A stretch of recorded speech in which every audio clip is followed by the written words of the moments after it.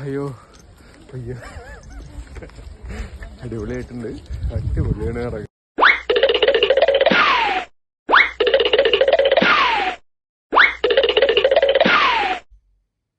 Hello Philips, V R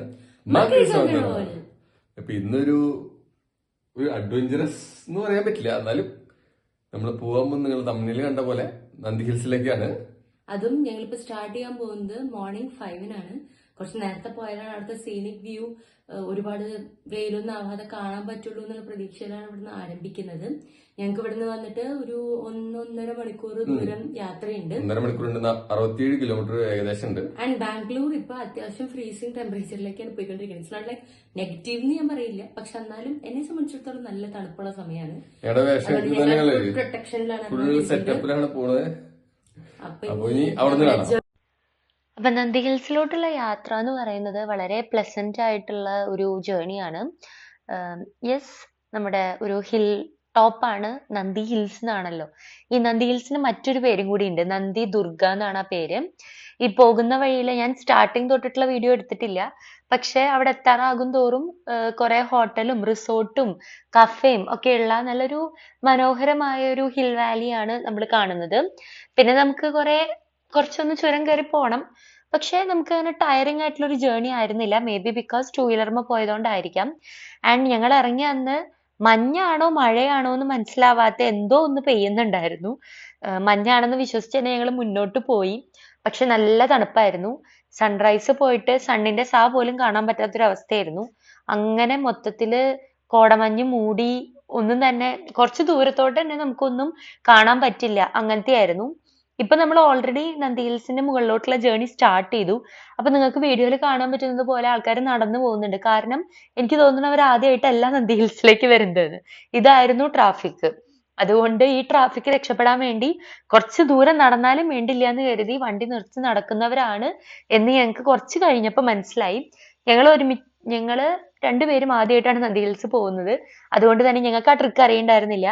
പക്ഷെ അതുകൊണ്ട് നമുക്ക് കുറെ ദൂരം നടക്കാതെ ഒപ്പിക്കാൻ പറ്റി. പക്ഷെ ഇത്ര പുലർച്ചെ പോയിട്ട് പോലും ഇതായിരുന്നു തിരക്ക്.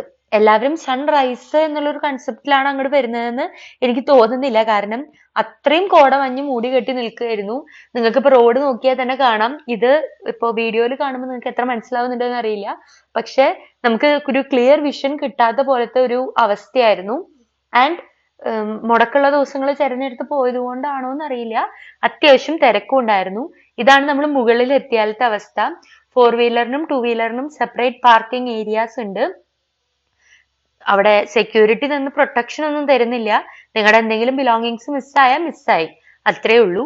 നല്ല റഷ് ഉള്ള ഒരു ഡേ ആണ് ഞങ്ങൾ തെരഞ്ഞെടുത്തത് എന്ന് ഞങ്ങളെ തന്നെ ഞങ്ങൾ പുകഴ്ത്തി പറയാണ്.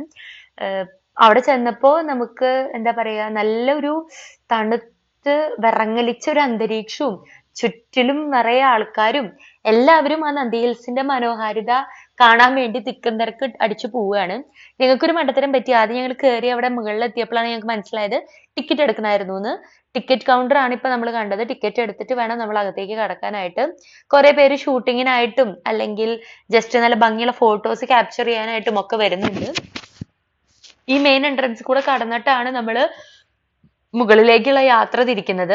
മുകളിൽ എത്തുമ്പോഴാണ് അവിടെ ഒരു സൺറൈസ് പോയിന്റ്, ഈ ശരിക്ക് കാണാൻ പറ്റുന്ന സമയം ഉണ്ടെങ്കിൽ അവിടെ കാണാൻ പറ്റുന്ന ഒരു പോയിന്റ്, പിന്നെ ഒരു പാർക്ക് ഉണ്ട്. അങ്ങനെ കുറച്ച് കുഞ്ഞു കുഞ്ഞു കാര്യങ്ങൾ നല്ല ഭംഗിയായിട്ട് അറേഞ്ച് ചെയ്തിട്ട് വെച്ചേക്കുവാണ്. നല്ല തണുപ്പും അതിന് ഒത്ത പ്രിപ്പറേഷനിലും വേണം നമ്മൾ ഈ സ്ഥലത്തേക്ക് പോവാനായിട്ട്. ഞങ്ങൾക്ക് ഏകദേശം ഒരു ധാരണ ബാംഗ്ലൂർ ക്ലൈമറ്റിനെ കുറിച്ചിട്ടുണ്ടായിരുന്നത് കൊണ്ട് ഞങ്ങളൊരു 3-4 ലെയർ ഡ്രസ്സിങ് ആയിട്ടാണ് പോയത്. അതെന്തുകൊണ്ട് നന്നായി, ബിക്കോസ് അല്ലെങ്കിൽ ആ തണുപ്പിൽ നമുക്ക് ആ സ്ഥലം എൻജോയ് ചെയ്യാൻ പറ്റില്ല. സ്ഥലത്തിന്റെ ഭംഗി എന്ന് പറയുന്നത് ഒരുപാട് തണുപ്പായാലും ഒരുപാട് ചൂടായാലും രണ്ടായാലും നമുക്ക് എൻജോയ് ചെയ്യാൻ പറ്റാത്ത കണ്ടീഷനാണ് മനുഷ്യന്മാരുടേത്. അപ്പൊ ഇവിടെ നമുക്ക് തണുപ്പായിരുന്നു. പക്ഷെ ഇപ്പൊ അവിടെ ആക്ച്വലി പോയിട്ട് നമ്മൾ എന്ത് കണ്ടു എന്ന് ചോദിച്ചാൽ മഞ്ഞ്, ആ കോടമഞ്ഞ് കാണാൻ തന്നെയാണ് നമ്മൾ കയറി പോയത് എന്ന് നമുക്ക് തോന്നും. അത് തന്നെയാണ് അവിടെ കണ്ടുള്ളൂ. പക്ഷെ അവിടെ നിന്നിട്ടുള്ള ഫോട്ടോസ് നല്ല രസമാണ്, ആ ഒരു എക്സ്പീരിയൻസ് നല്ലൊരു രസമാണ്. പിന്നെ ഞാൻ പറഞ്ഞല്ലോ അന്ന് മഞ്ഞോ മഴയോ എന്തോ നടക്കുന്നുണ്ടായിരുന്നു, അതും ഒരു രസമുള്ള എക്സ്പീരിയൻസ് ആയിരുന്നു. നമ്മൾ മുകളിൽ കയറി ഇങ്ങനെ താഴേക്ക് നോക്കുമ്പോൾ താഴെ എന്താന്ന് കാണുന്നില്ല, പക്ഷെ അതൊരു എന്താ പറയാ ഒരു ഏഹ്, ഈ നേച്ചറിന്റെ ഒരു ഭംഗി അതിനെ തന്നെയാണ് നമ്മൾ അവിടേക്ക് പോയിട്ട് എക്സ്പീരിയൻസ് ചെയ്യുന്നത്. നമ്മൾ യാത്ര ചെയ്യുമ്പോൾ ഒക്കെ നമുക്ക് മനസ്സിലാക്കാൻ പറ്റുന്ന ഒരു കാര്യമാണ് ഈ പ്രകൃതി എന്ന് പറയുന്നത് ഈ ഹീലിംഗ് പവർ ഉള്ള എന്ത് ഭംഗിയുള്ള ഒരു എലമെന്റ് ആണ് ലൈഫിൽ. പക്ഷെ നമുക്ക് കാണാൻ കിട്ടുമ്പോൾ നമ്മൾ മിക്കപ്പോഴും ടേക്കൺ ഫോർ ഗ്രാൻഡഡ് എടുക്കുന്ന ഒരു കാര്യമാണ് നേച്ചർ. നമ്മൾ ഇടയ്ക്കിടയ്ക്ക് ഒന്ന് അൺവൈൻഡ് ചെയ്യാൻ വേണ്ടി ഇങ്ങനത്തെ രസമുള്ള സ്ഥലങ്ങളിൽ പോയി ഒന്നും ചെയ്യാനില്ലെങ്കിലും ചുമ്മാ അവിടെ വരെ കയറി നടക്കുക എന്നുള്ളതൊരു എക്സസൈസ് ആണ്.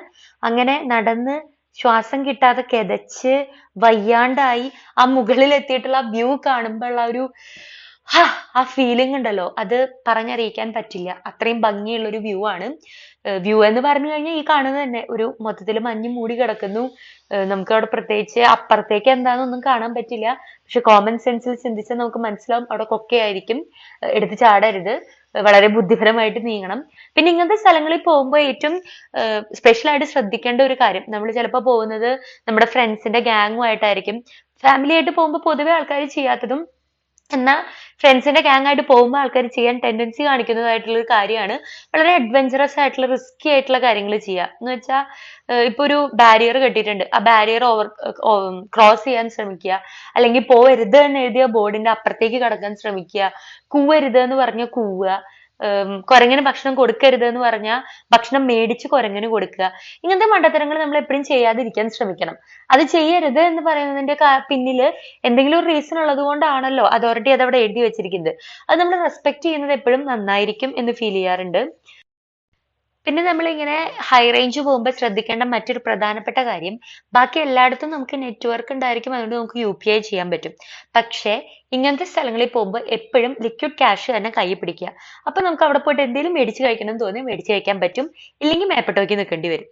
അത് കഴിഞ്ഞിട്ട് ഞങ്ങൾ വേറൊരു ലൊക്കേഷൻ പോയി. ആ ലൊക്കേഷൻ ആയിരുന്നു ഭോഗാനന്ദേശ്വര ടെമ്പിൾ. നമ്മൾ ഈ ഗൂഗിളില് നന്ദി ഹിൽസിന്റെ അടുത്ത് നിന്ന് കണ്ടതുകൊണ്ടും കാണാൻ നല്ല ഭംഗിയുള്ള ഒരു സ്പോട്ട് എന്നുള്ളത് കൊണ്ടും പോയതാണ്.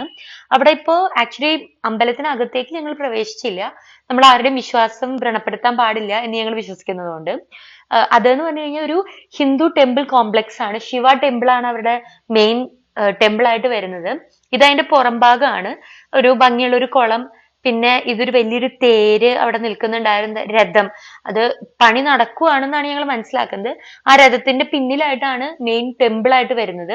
ഇവിടെ മൊത്തം ഇങ്ങനെ ഭംഗിയുള്ള ഒരു ആർക്കിടെക്ചർ, നല്ല അവിടെ നിൽക്കുന്ന ആ രഥം ആയിക്കോട്ടെ, അല്ലെങ്കിൽ ഇപ്പൊ അവിടെ പൊളിഞ്ഞു കിടക്കുന്നു എന്ന് നമുക്ക് തോന്നുന്ന ആ ഒരു മണ്ഡപം ആയിക്കോട്ടെ, അവിടെയൊക്കെ ഫുൾ നല്ല ഭംഗിയിൽ കാർവ്ഡ് ആൻഡ് ബ്യൂട്ടിഫുള്ളി ഓർണേറ്റഡ് ആയിട്ടുള്ള ഒരു പ്ലേസ് ആണ്. അതും ഒരു നല്ലൊരു വിസിറ്റ് ആയിരുന്നു. ഒരു പീസ്ഫുൾ കാം ടെമ്പിൾ. വേറെ ഒന്നും ചെയ്തില്ലെങ്കിലും അവിടെ കുറച്ചു നേരം പോയിരുന്നപ്പം കുറച്ചൊരു റിഫ്രഷിങ് ഫീലിംഗ് ആയിരുന്നു. അപ്പോ ഈ യാത്രയെല്ലാം കഴിഞ്ഞ് ഞങ്ങൾ വീട്ടിലേക്ക് നല്ല ഭംഗിയുള്ള വഴിയിലൂടെ തന്നെ തിരിച്ച് യാത്ര പുറപ്പെട്ടു. നിങ്ങൾക്ക് വീഡിയോ ഇഷ്ടപ്പെട്ടു എന്ന് വിചാരിക്കുന്നു. Like to show love, share to scare and subscribe to be surprise.